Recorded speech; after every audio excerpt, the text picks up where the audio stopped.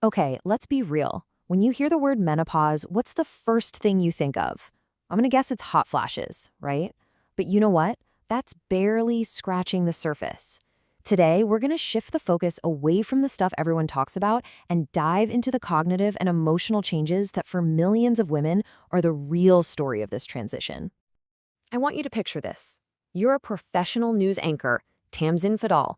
You've been on air for years, it's your job. And live on camera, you suddenly can't remember how to say a simple word. For months, she'd been losing words, battling anxiety, and her moods were all over the place. She thought she was literally losing her mind. But the real culprit? Perimenopause. And her story is so common. So many women just chalk these things up to the chaos of midlife. You know, a demanding job, aging parents, relationship issues. It is so easy to just blame stress. But a lot of the time, there's this powerful biological current pulling the strings right beneath the surface. And that feeling, that sense that you're just not you anymore, that's the hallmark of this whole experience. In fact, a survey of over 3,000 women found that anxiety, brain fog, and just feeling totally overwhelmed were some of the top symptoms they mentioned. It's this quiet epidemic of women thinking something is fundamentally wrong with them when it's actually a shared biological journey. So what is actually happening in your body to make you feel like your brain has been hijacked? Well, the good news is there are very real, very concrete biological reasons for all of this. This isn't some personal failing, it's a hormonal roller coaster. Let's get into the science of it. The whole thing kicks off with perimenopause. You can think of it as this multi-year runway leading up to menopause. And during this time, your body's hormonal control system just kind of goes haywire. The peaks get higher, the valleys get lower, and it creates this constant state of unpredictability. And this is where it gets really interesting, because these three hormones directly mess with our mental state. First up, estrogen. It's like the master regulator for your mood and your brain health. So when it starts to decline, yeah, you get hot flashes, but it also tanks your sleep and your ability to think clearly. Then you've got progesterone. That's your body's natural chill-out hormone.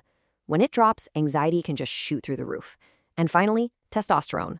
That's tied to motivation and confidence. When that dips, you get that low mood, fatigue, and that, I just can't focus feeling.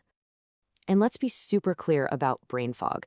This is not just some vague, I feel a little off thing. No, studies have confirmed there are small but very real, very measurable declines in memory performance during this time.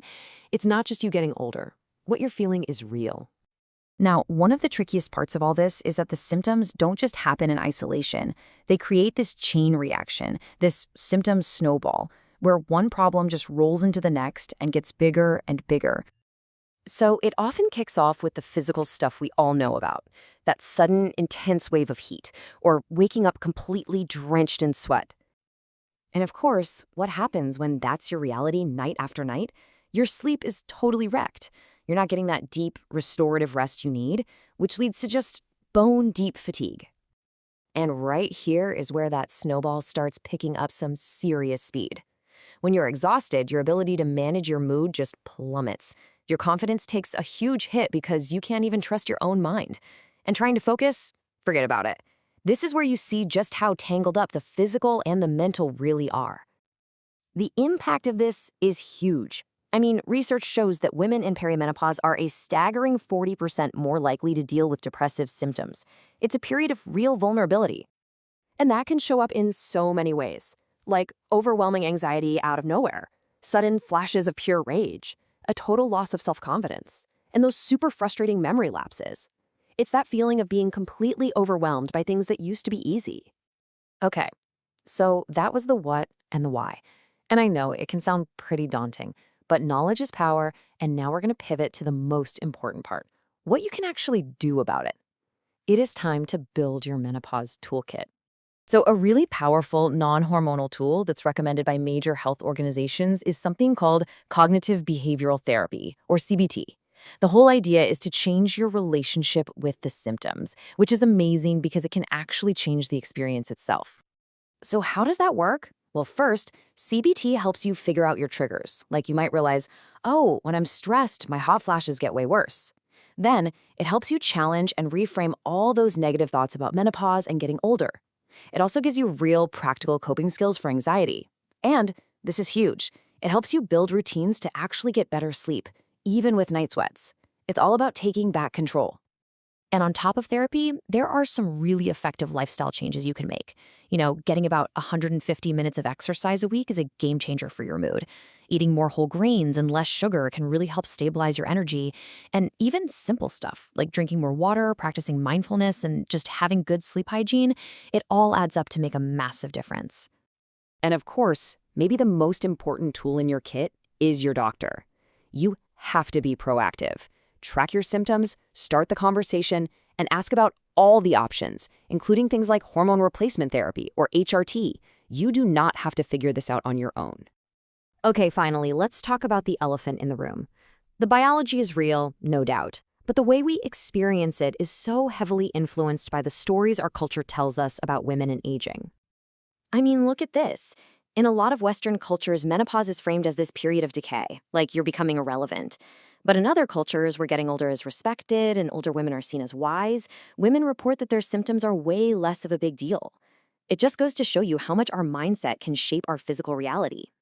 It's actually wild. Research shows that women who go into menopause dreading it are way more likely to have a rough time with symptoms. Our expectations can literally become a self-fulfilling prophecy. And that is why changing the story we tell ourselves is so incredibly important.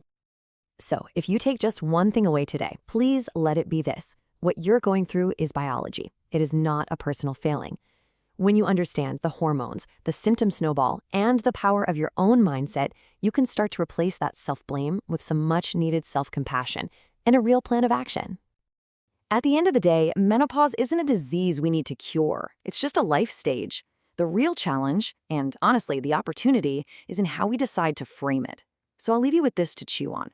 How can we, as individuals and as a society, start reframing the story of menopause away from loss and toward one of wisdom and experience and a whole new kind of power?